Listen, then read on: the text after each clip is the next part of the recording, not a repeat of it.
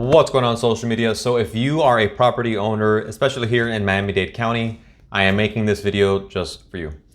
This is going to be really relevant information if you have any consideration for selling your property at any point in the near future. I want to go over something that was just released, a transcript from the most recent speech by the Federal Reserve Chairman Jerome Powell, speaking about monetary policy. And it's going to kind of really give us some expectations for what these going to look like in the economy in the near future. And so opening up the transcript from his most recent speech, this is in Jackson Hole in Wyoming just a couple of days ago on August 26th.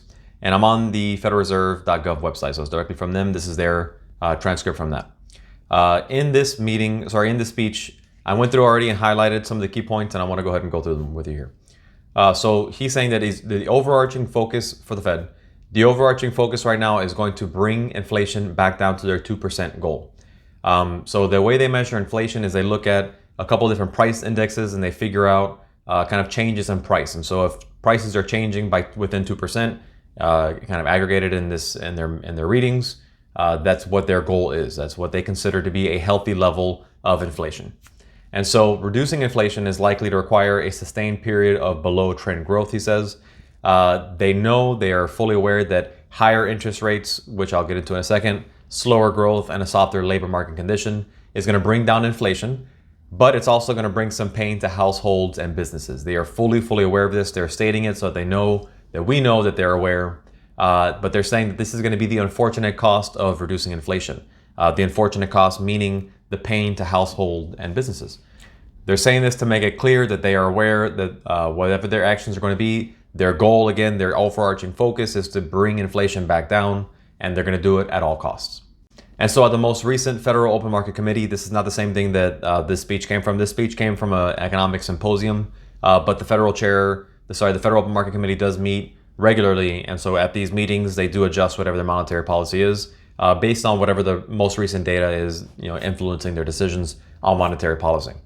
And so at their most recent meeting, they raised their target federal funds rate. What that means is if they raise that rate or they lower that rate, that's what really matters. The rate itself isn't as important as the direction the rate is moving.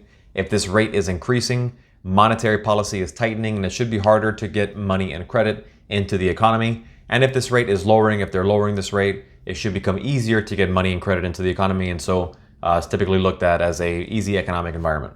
And so what they're saying is that in the current circumstances, with inflation running far above their 2% target, them having their federal funds target at 2.25%, 2.5%, being basically neutral, that it is not a place to stop or pause. They want to get this rate a lot higher because if their rate is higher, that means it's going to, again, restrict monetary policy, and it's expected to pull inflation down. So with inflation running away the way that it is, they want to restrict the monetary policy, slow the growth of money and credit to be able to bring this inflation down.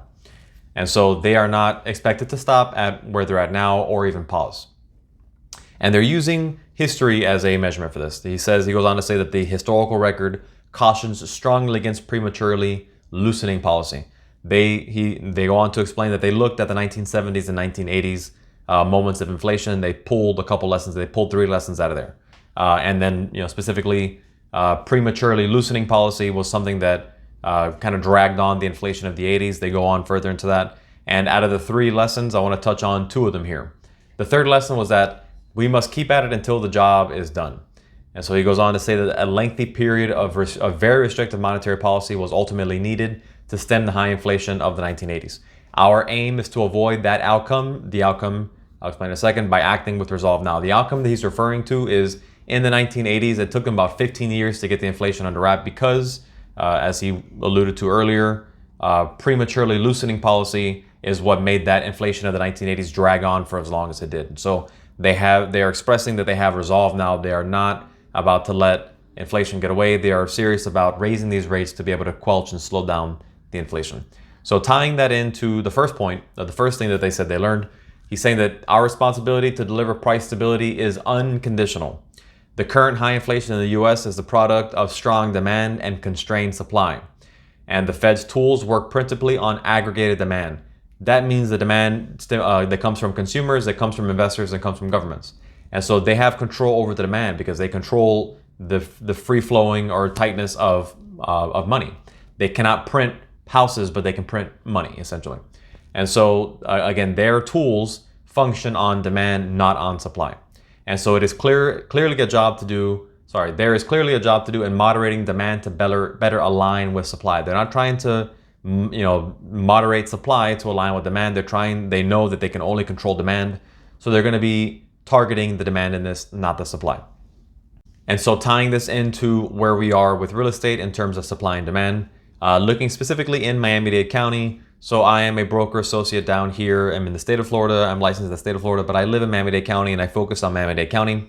Looking specifically in Miami-Dade County at single family homes and at townhouses and condos, I'm looking at them separately. On our left-hand side here, this is all data that comes from the Miami Association of Realtors.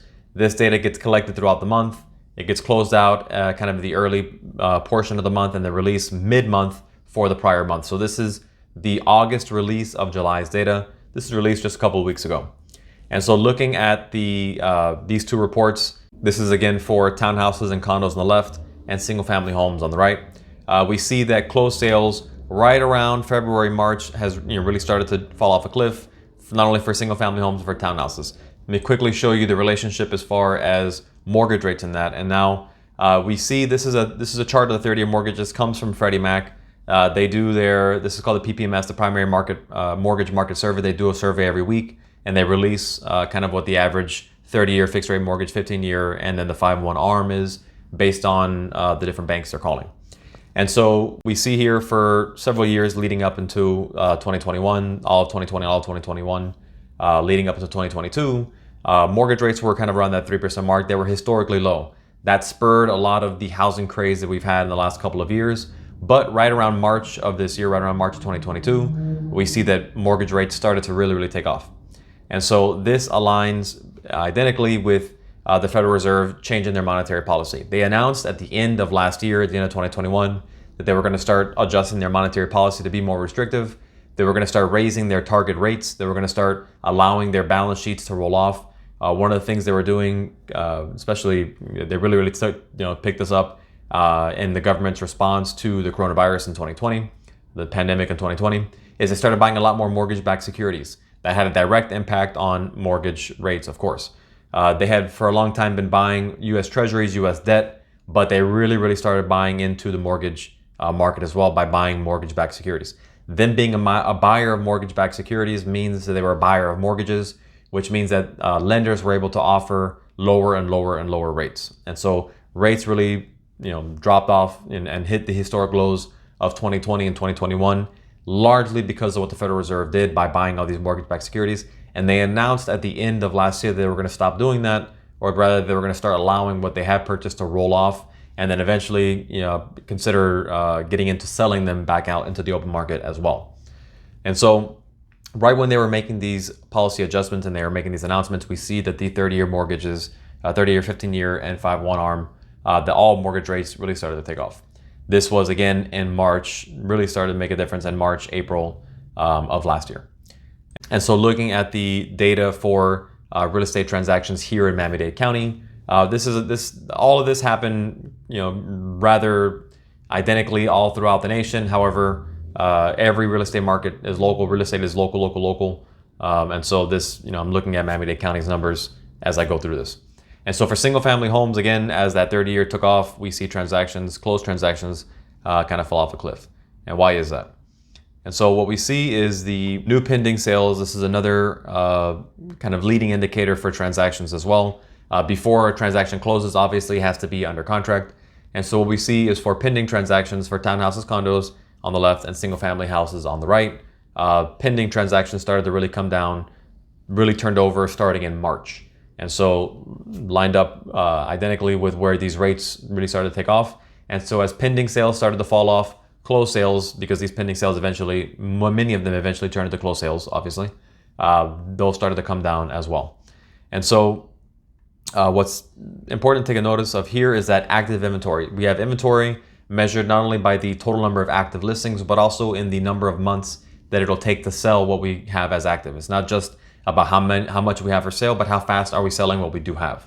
And so by both measurements, inventory has definitely around that same time, our April, March, started to turn over, and we've been building inventory ever since that time.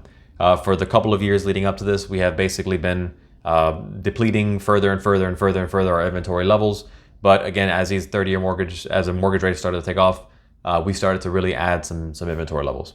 And so we see on the right-hand side here for single-family homes, from February turning over to March, turning over to April, we started to add inventory as far as a total raw number of inventory, but we also started to add it in terms of the amount of months that it will take us to sell whatever we do have.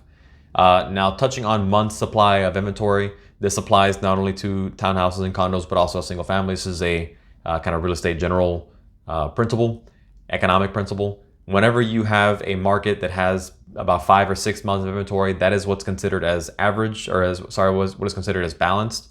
It is just a heuristic. It's just a rule of thumb. And so if you have more than 6 months worth of inventory, meaning this bottom number here, these gray bars, if you have more than 6 months worth of inventory, that's going to be considered a buyer's market, because you're selling at a slow enough pace that the buyers that are in the market, they're going to be able to really dictate the rules of engagement in these transactions. If you have below 5 months of inventory, that means that we're selling through our inventory, that our current inventory at whatever time, fast enough that sellers are going to have a lot more of the negotiating power, because things are going to be moving a lot quicker, and buyers are going to be having to make their decisions under a lot more pressure, time pressure. And so what we see, I'm going to first take a look at what's on the right hand side for single family homes. We have been kind of under 6 month inventory all of 2020. And so really around summer of 2020, once all these lockdowns happened and we started to reopen again, and people started to really move and want their space and want to get out of the higher density areas and move into more of a suburban area, single family markets really took off. And so we were already kind of teetering on a seller's market before the whole pandemic started. However, throughout the pandemic, we really plummeted deep into a seller's market by hitting, honestly, record low, historical low amounts of inventory as well. We got to the lowest point in February, March of just this past year, right before these rates took off, of just 1.7 months of inventory. What that means is that at the rate that we were selling back in February and March, it would have taken us just 1.7 months to sell through the inventory that we had at that time. And so we had at that time, 2,200, 212, 205, call it 2,200 listings for February and March. It would have taken us just a month, 1.7 months to sell through those 2,200 houses that we had listed at the time, theoretically.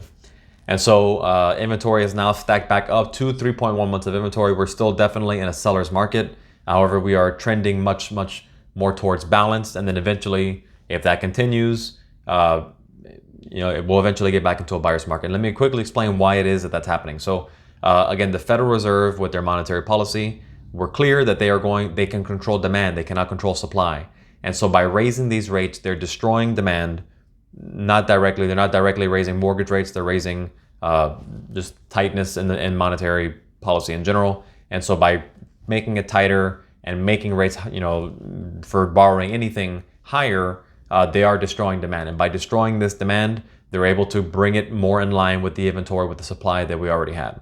And so by doing that, it's going to allow some inventory to build. And the goal of that is going to be to balance pricing. They're not trying to lower prices back down to any point. If they can get prices to stay flat, they're happy with that. Remember, their 2% is their target.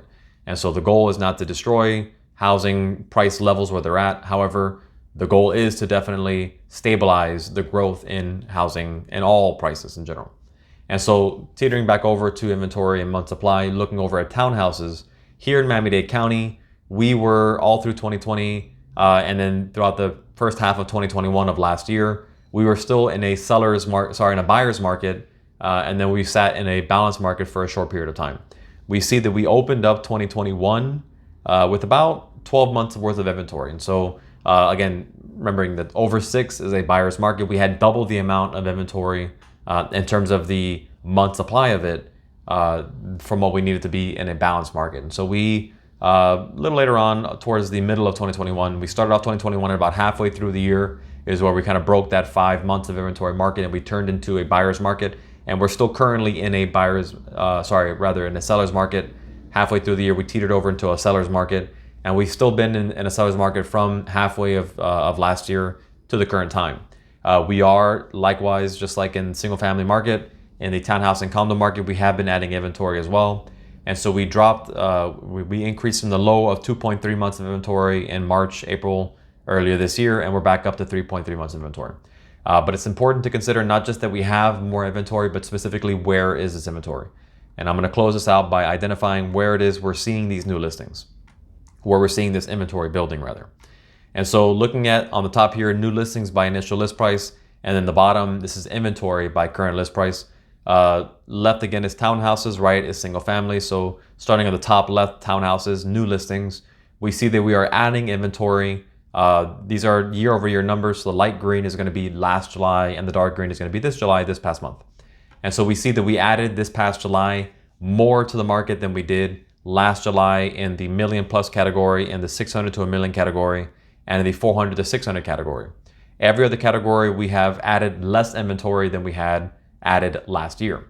Looking over at single family homes, it's very similar. We see in the million plus category, we've added more this year than we did last July. We've added more 600 to a million this year than we did last July. And we've added a little bit less, but essentially basically even the amount of inventory between 400,000 and 600,000 for single family homes this July as we did last July. Now, it's not just about what we've added to the market, but remember with these pendings being down, we've been accumulating inventory. And so looking at the current inventory by current listing price, going this time starting with single family homes, we see that we have substantially more inventory now in the million plus category. We have 47.1% more inventory now in that category than we did last July.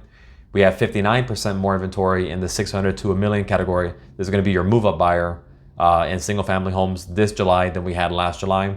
And then only slightly more in the 400 to 600 category this July than we had last July. Everything below $400,000, we have still substantially less inventory now than we had last year.